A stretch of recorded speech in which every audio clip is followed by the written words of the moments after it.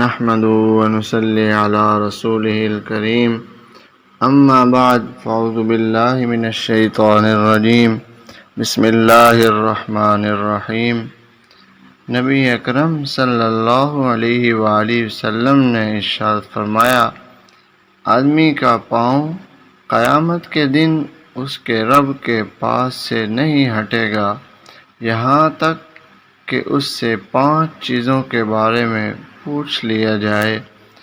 Number 1 پہ فرمایا کہ اس کی عمر کے بارے میں کہ اسے کہاں صرف کیا، اس کی جوانی کے بارے میں کہ اسے کہاں کھپایا، اس کے مال کے بارے میں کہ اسے کہاں سے کمایا اور کس چیز میں خرچ کیا، اور اس کے علم کے سلسلے میں کہ اس پر کہاں تک عمل کیا۔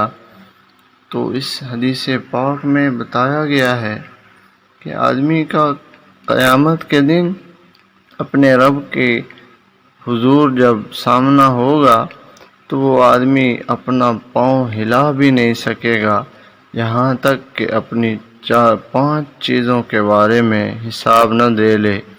تو اس کو قیامت کے دن ان 5 چیزوں کا حساب دینا پڑے گا۔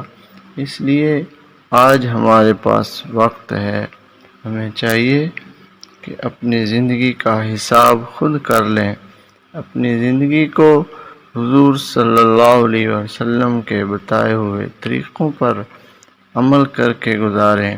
اللہ تعالیٰ عمل کرنے کی توفیق عطا فرمائے۔